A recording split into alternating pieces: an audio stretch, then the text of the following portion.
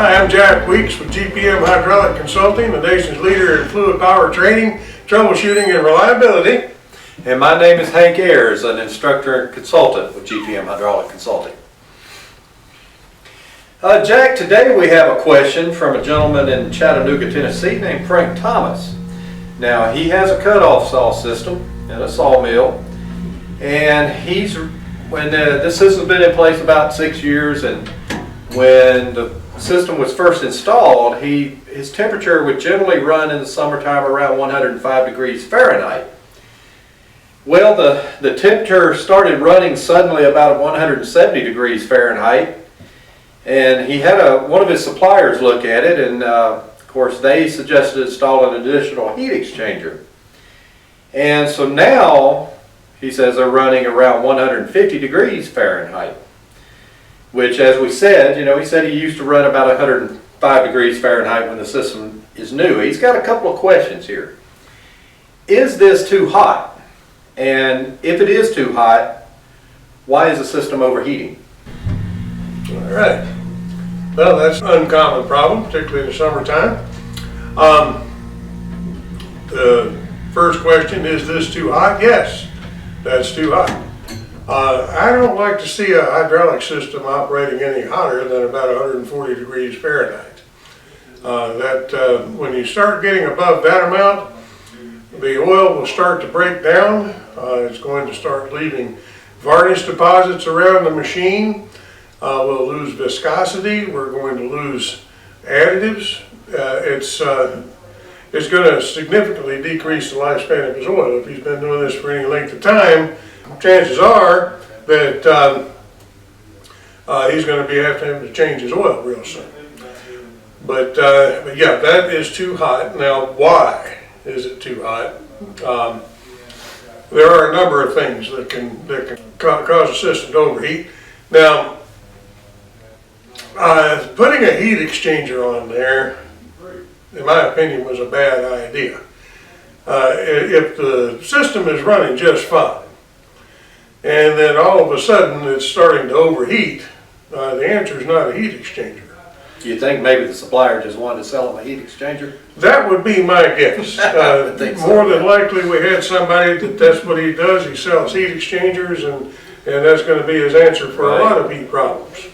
But that's not going to be the answer. That's actually going to make matters a little worse. Now, can this type of heat, we mentioned out the effects it has on the oil.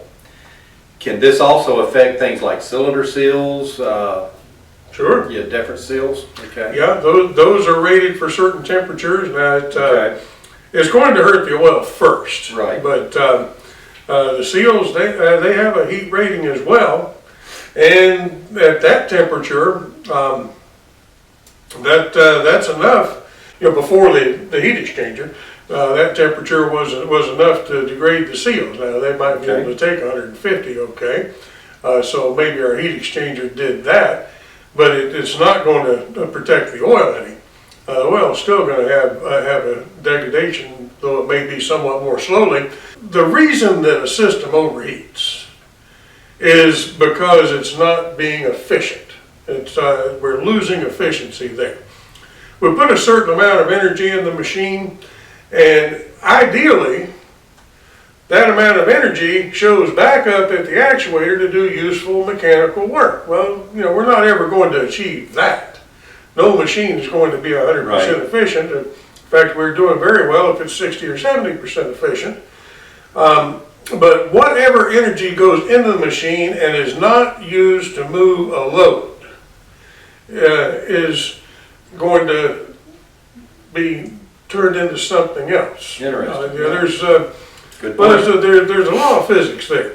The conservation of energy law was first postulated by Aristotle, and it was finally proven by Albert Einstein that energy can neither be created nor destroyed. We can change it into something else, convert it to another form, but we can't destroy it.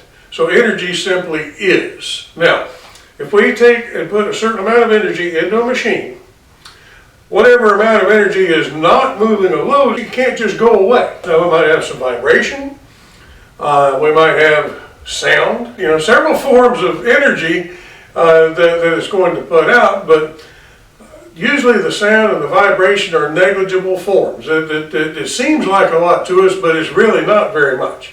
The vast bulk of energy that's not used to move a load is going to be converted to heat. And that's where the heat comes from, is a lack of efficiency. Now, if our machine has suddenly lost efficiency, then spending more money to cool the oil back down isn't really addressing the problem. We're only addressing the symptom. We're not addressing the problem by putting the heat exchanger in. So that really wasn't a good idea. Right. Now you're talking about a pretty significant level of heat there. Particularly something that suddenly came about. So it's probably not the natural cause of gradual wear. Gradual wear can cause things to heat up. Just about any component will gradually heat up as it wears. That's usually the first indication of wear. But that doesn't sound like what we're seeing here. What it sounds like, if I had to just take a stab in the dark at it, and if I had to make a quick guess at what could cause that much heat that fast, would be a relief valve that was dumping when it's not supposed to be. A relief valve, we have a sudden pressure drop, and we have a pressure drop that doesn't do any useful mechanical work. That will always result in heat. Probably there's a pressure compensating pump and there's a relief valve that's there just in case. If that relief valve got stuck open, or if our plant knob turner, we talked about the knob turner in a recent episode here. His name's usually Not Me. Well, if Not Me got a hold of that knob and turned it up above the relief valve, well, the pump, for all practical purposes, will act like a fixed displacement pump. Whatever's not being used by the system is going to dump across the relief valve, and whatever's not doing any work is generating heat. That would be my first thing. If I were just walking in the door and they wanted to know what it might be, that would be the first thing I would look for. Okay, so it would be safe to say that whenever you're troubleshooting a hydraulic system for overheating problem, look for hot spots. Yeah, exactly. Okay, and typically you find your heat, you find your bypassing.